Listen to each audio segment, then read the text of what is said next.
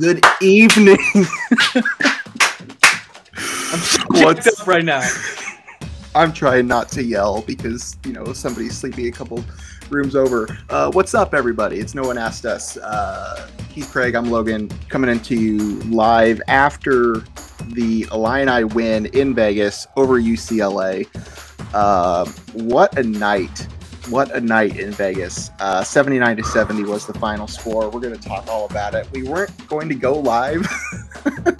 At halftime, the plan was just to do a quick little record session and go to bed. But I think we're both pretty jacked up now, so it's hard to, you know, even fathom that. So, yeah, we're here to talk about it. Illinois with the big win in Las Vegas at the main event, the Continental Tire main event, 79-70 over UCLA. Lots to talk about from this game. Craig, opening thoughts. Where are you at? You're a little jacked up, obviously, as you should be. Dude. Hey, man. What can you say? This team might be for real. Out of nowhere, too. That's the best part. They were left for dead. Yeah. They were down and out on the mat. Yeah. No pun intended, being in Vegas. But holy smokes, was that a fun second half. Yeah, the first half I really don't have a lot to say, so I don't know what's going to happen here. But we'll try to do our best to kind of gather our thoughts. I apologize if this is a little off the wall, but it's midnight Eastern time, and we're both a little loopy, and that was just the craziest 40 minutes I've seen in a while on the basketball court. So let's get into this thing. As I said, Illinois beats UCLA. What were they ranked? Number 8 ranked UCLA. 8. Illinois was 19 prior to this game. 79-70 was the final score. We'll go over the stats here to start. The big night, obviously, Terrence Shannon Jr., 29 points, 10 rebounds. He was 8 for 9 from three-point range. Incredible night. I know a lot of the talk around the program and around the fan base and around the media has been, why is he not on mock drafts? I think tonight he has shown why he should be on mock drafts. Terrence Shannon, as we said in our show on Monday night, is the best guard in the Big Ten, bar none. He proved it tonight. This wasn't Eastern Illinois or Kansas City or Monmouth that he put up 29 points against. This is UCLA. This is a top 10 team, the best team out west, a veteran team, and he lit them up for 29 points. Second leading scorer, Dain Dainja, coming off the bench again, 6 for 6 from the field, 13 points for him. No double-double, though, only 3 rebounds for Dain Dainja, not Danger. We'll get into that later. Matthew Meyer, welcome to the show, Matthew Meyer. 11 points tonight. He scored 7 early, and then he kind of went non-existent for a while. But 11 points from him, finally in double figures for the transfer from Baylor. And then Skyy Clark got into double figures at the end with a 3 to be the 4th Illini scorer in double figures. Where do we go? Where do we go from here? This was just nuts. I mean, I think there's lots we could talk about. There were some bad things. We'll talk about some of the negatives too. We'll get there in a little bit. But I think we just got to ride high on the positives. Anything that sticks out to you from the stat department before we get into some of the nuts and bolts of these things? Not really. UCLA shot 38% from the field. That was a huge reason why Illinois came out on the winning side of this.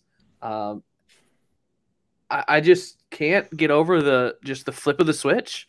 I mean, down 15 with 17 minutes left, and next thing you know, they put the press on. They bring in some guys to bring some energy, and next thing you know, it's a 3-point game. Yep. And then, like so often happens, not necessarily just with Illinois, but with every team that fights so hard to come back, you get to that 3 points, and then it all just kind of dies, and it gets back to 10. And they just put the clamps on UCLA and continued to grow that lead. It was incredible. Incredible. We haven't seen this team.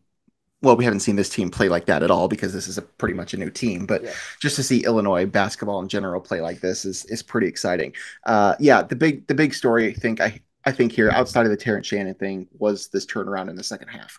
Sencire Harris did not play a second in the first half, I don't believe.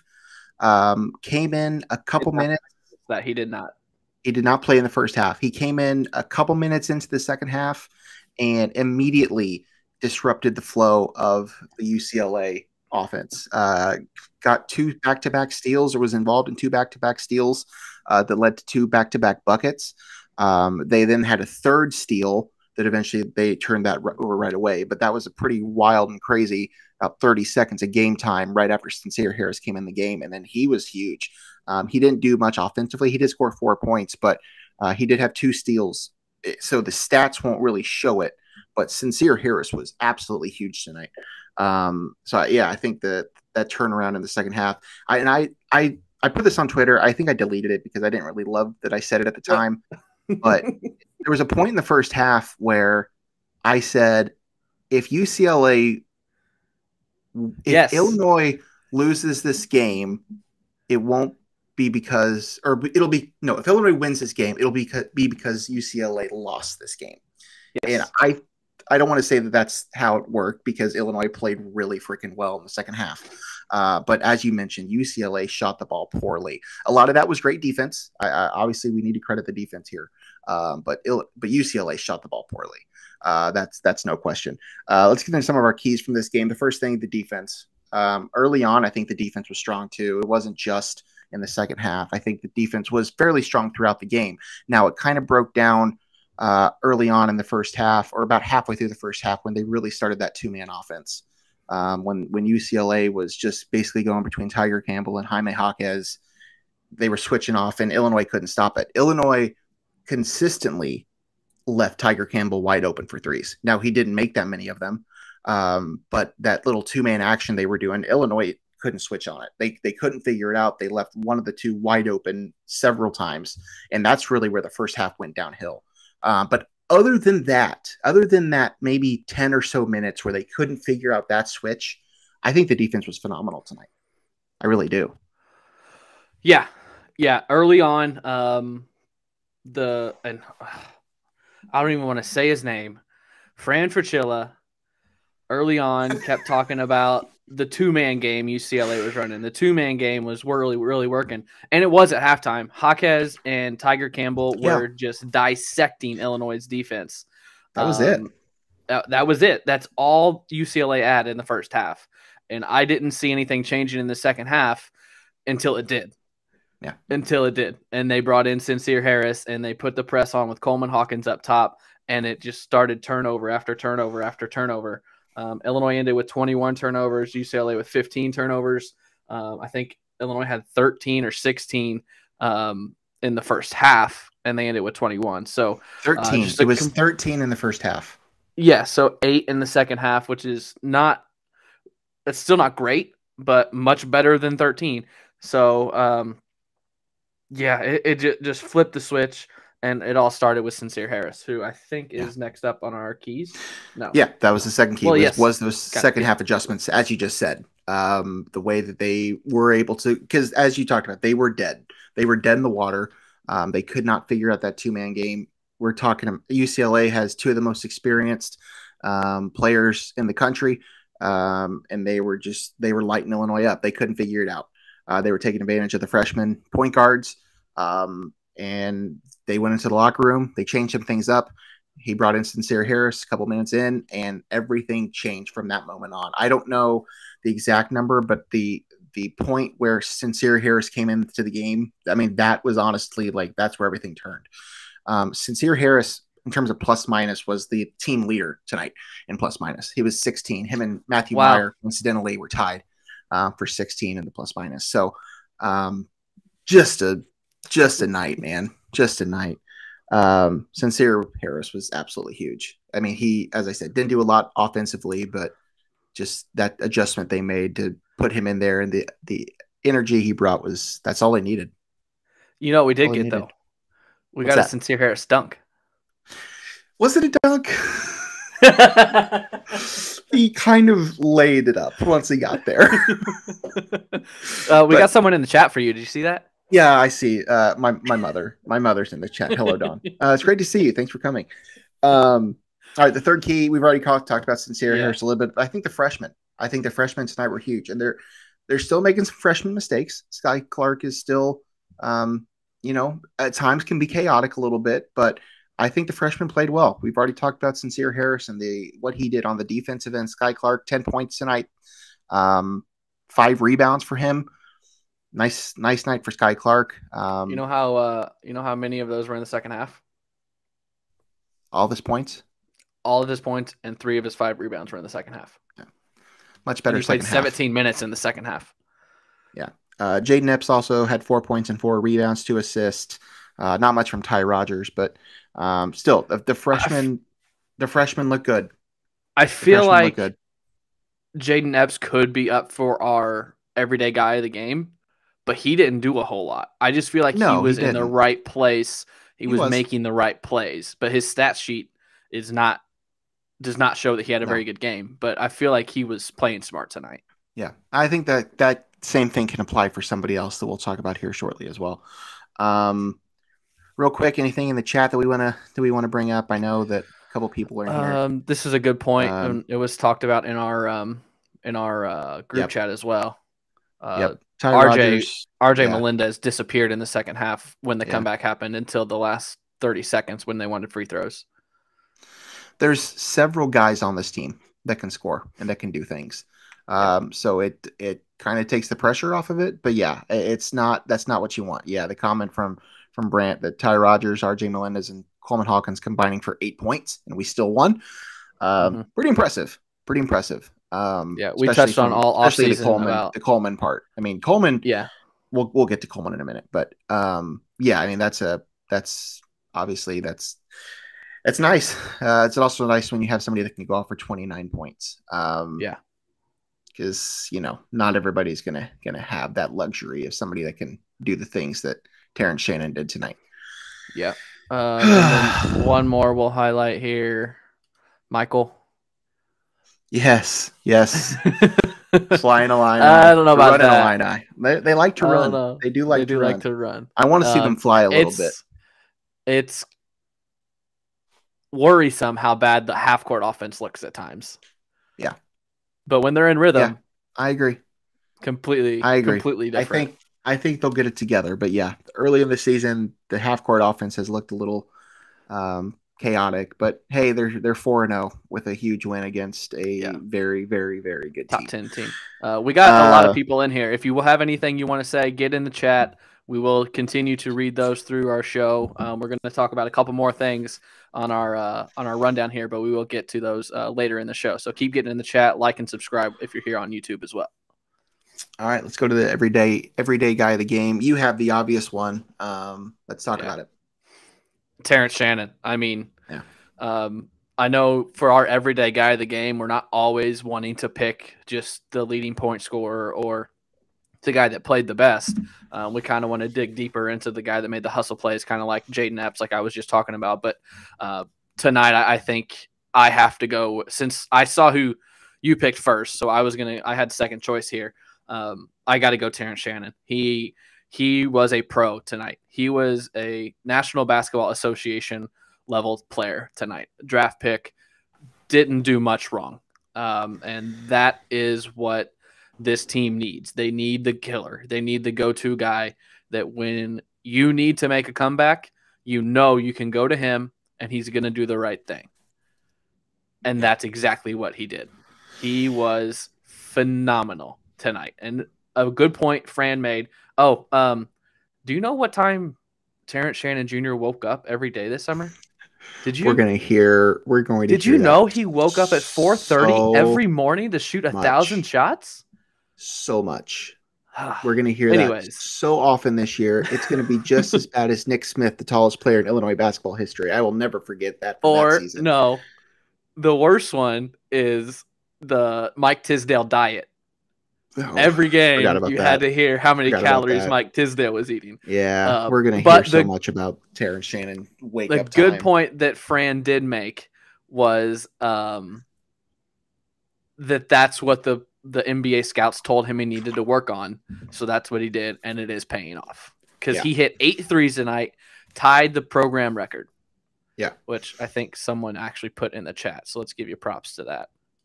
Yep. He tied the single game record for threes with 8. So that's my everyday guy. I know it's the obvious one, but when you play like he did, you have to give him some recognition.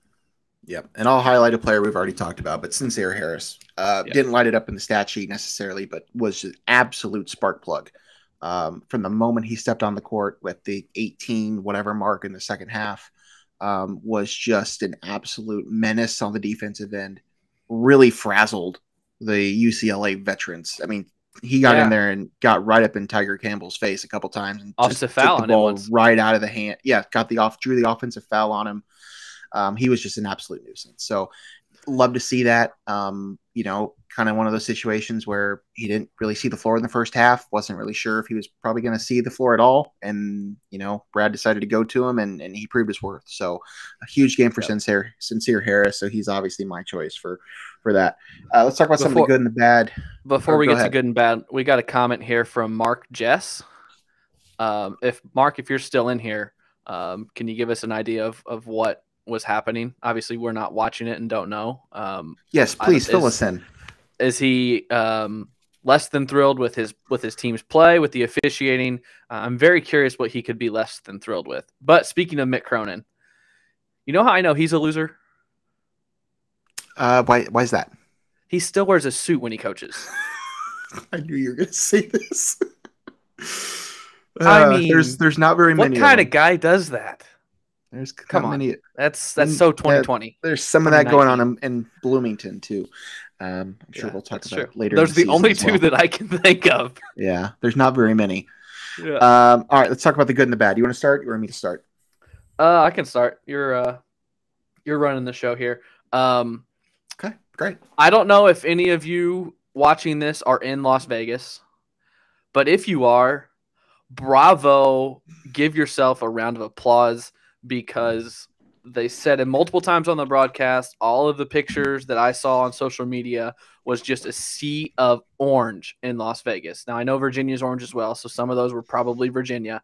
But Illinois had a home game on a neutral court on the West Coast tonight, and that's phenomenal. I just love that. If I could have picked any basketball trip or football trip, if I could have picked any sporting event trip to go to in the last 4 years, it would probably be this weekend.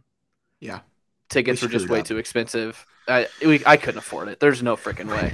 But bravo to Illini Nation. You all are the best. We love every single one of you. Cheer louder on Sunday, and let's go 2-0 this weekend. That is my good. It was awesome. Yeah. And a win on top of that obviously helps. Yeah, obviously it does. All right, what's your bad? Well, the one I wrote down didn't turn out to be so bad. So I agree. At one point it was bad. But. Yes. At halftime I wrote down Coleman Hawkins, but then he went and totally redeemed himself playing the top of the press. So let me look here, because this has been a trend. Let me see.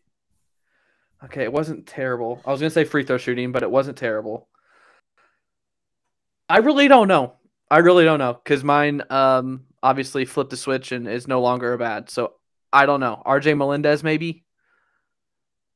Yeah. I can't think of anything.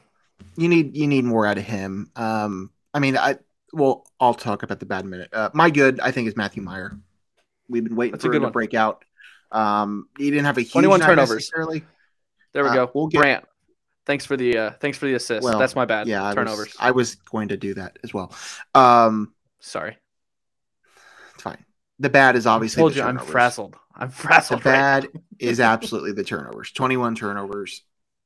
If UCLA did not shoot as poorly as they did, Illinois probably would have lost this game because of that number. That's besides the point. Because they won.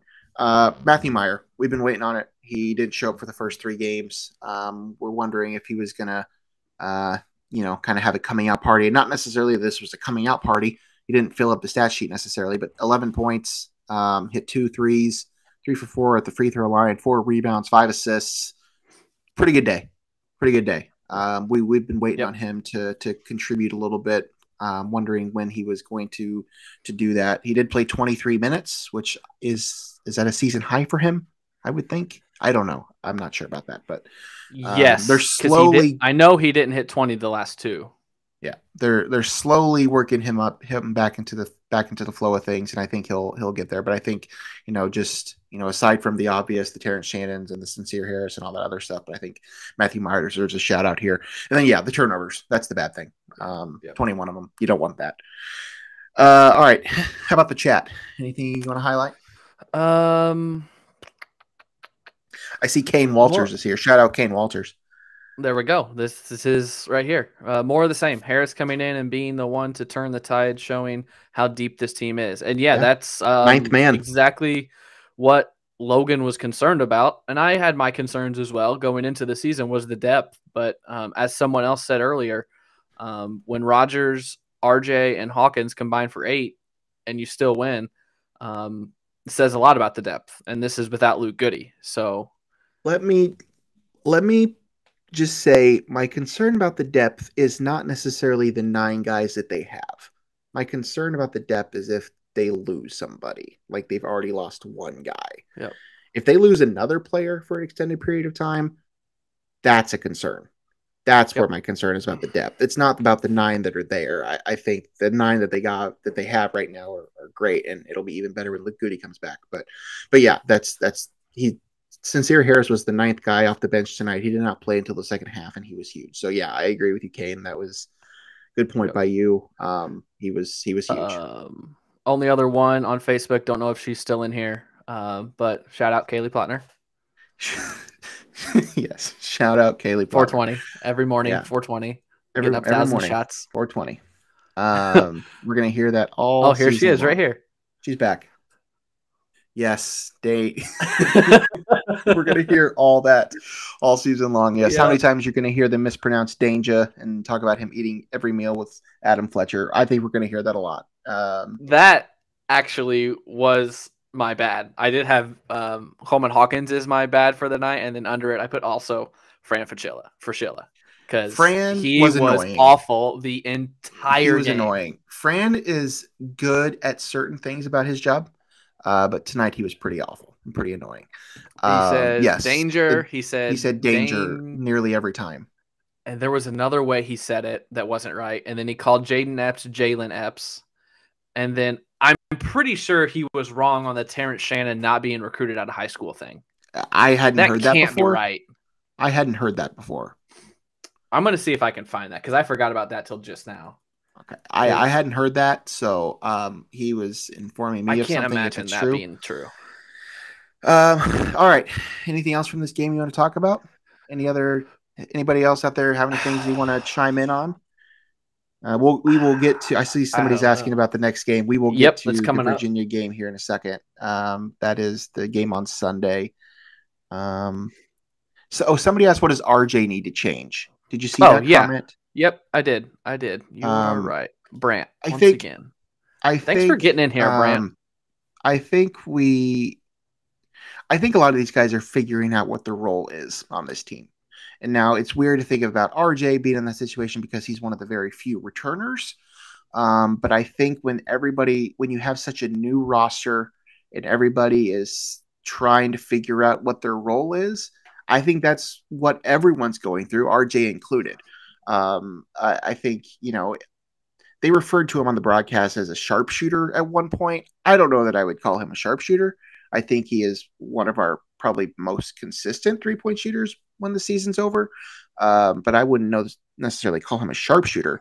I don't know that he needs to change anything. I just think he's trying to figure out what his role is and, just try to be a little more consistent, figure out how he's going to mold with everybody else. Because this is a whole new world for all these guys, even the ones still here. Yeah. My thought with RJ is, he was expected to be a leader and a top scorer this season, but that was solely based on the fact that he was one of 3 players returning. He didn't do a whole lot last year. We haven't seen a whole lot from RJ aside from 2 or 3 games in March of last season. So I think there's still work to do. Still work to do with RJ. I'm glad that this was brought up. My mom actually just brought this up because my dad had made it. I heard it too. at the Yep. 6 minute I mark. almost Fran tweeted said it. it's over. Almost tweeted and it. I thought, are you freaking kidding me? Like, Yep. no, this can fall apart. I mean, he ended up being right, so good for him. But like, what? What was that about? Yep. I caught it too. Yes. Point Tim. That was accurate. Yep. And then I did just look this up. So Shannon not being recruited has to be wrong. He said he had a relationship with Underwood coming out of high school. That's why he ended up at Illinois. So what I found on 24/7 is that his first offer was in April of 2018. And he was a class of 2019 at IMG. So out of his high school career in Chicago, he did not get an offer until after he was done in Chicago. I don't think IMG is a prep school, is it? I thought it was Is it a prep school?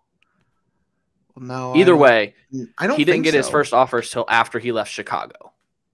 Okay. According to 24/7.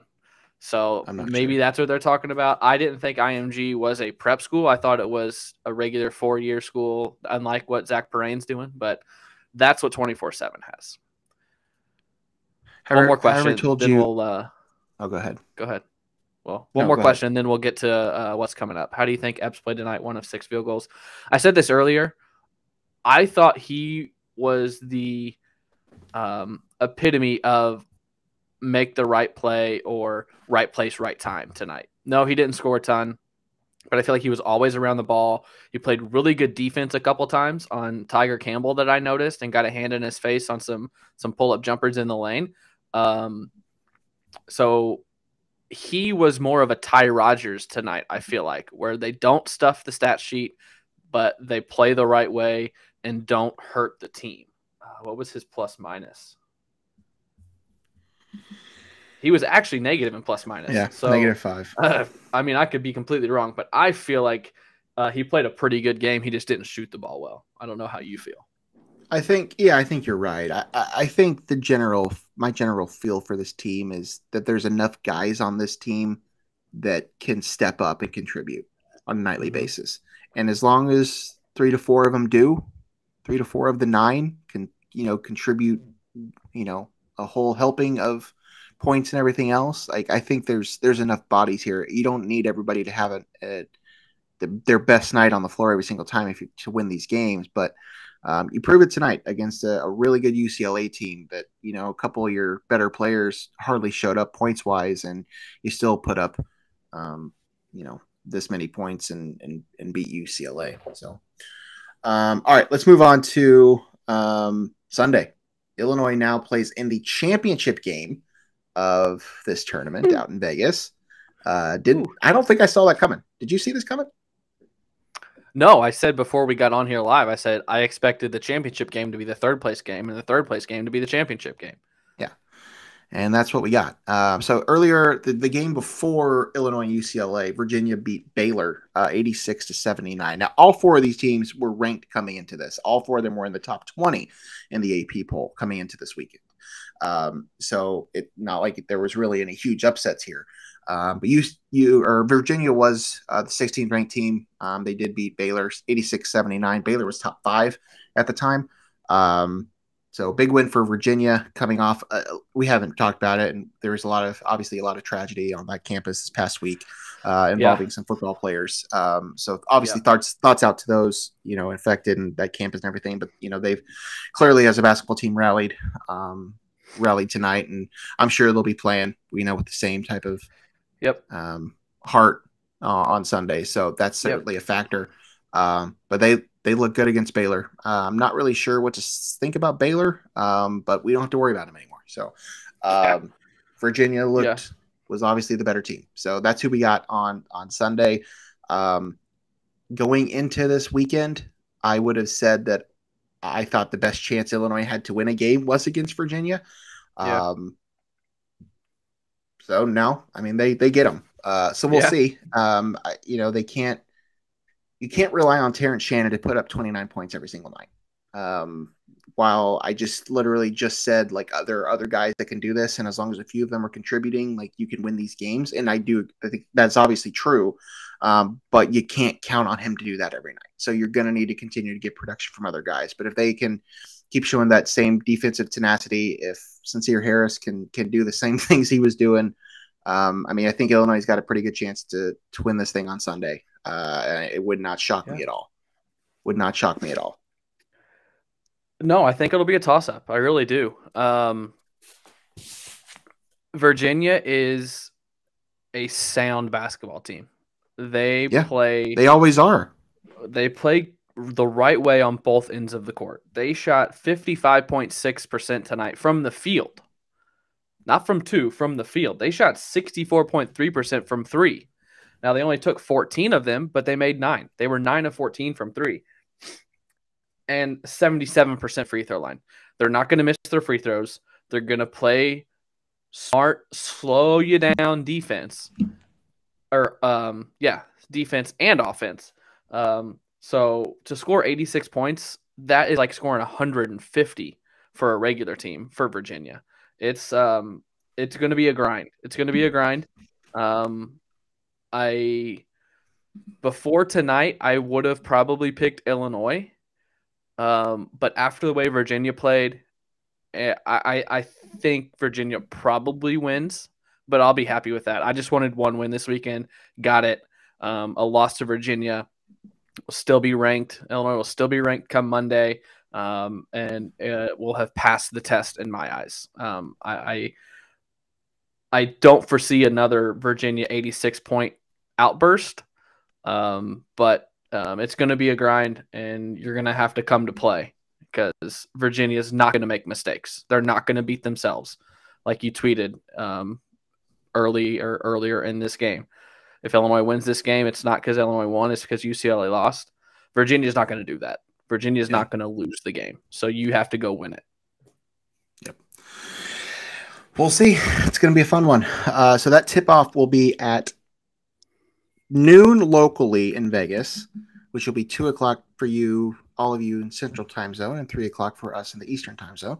So that'll be on Sunday. That's the first game of the doubleheader. Yes. Baylor and UCLA will play in the second game. So I believe it's on ESPN. Is that correct? It's a good question. I think so. I think the championship game is supposed to be on ESPN. Mothership. It is. Both games are on ESPN. Yeah, great. So, yeah, that'll be on ESPN, 2 o'clock Central Time, 3 o'clock Eastern Time. Real quick, around the rest of the country in terms of basketball scores, Indiana went to Xavier and won by a couple points, 81-79. So, big win for them on the road. The other one that I wanted to point out of note, Michigan State, man. Michigan State is legit. Oh, I was not. Michigan State beat Villanova tonight in East Lansing, 73-71. Now, neither of Michigan State's good. Neither of those teams were ranked going into this game, but Michigan State has had a season already. They lost by 1 point to Gonzaga in the Armed Forces game on the ship, but then they beat Kentucky and then they beat Villanova.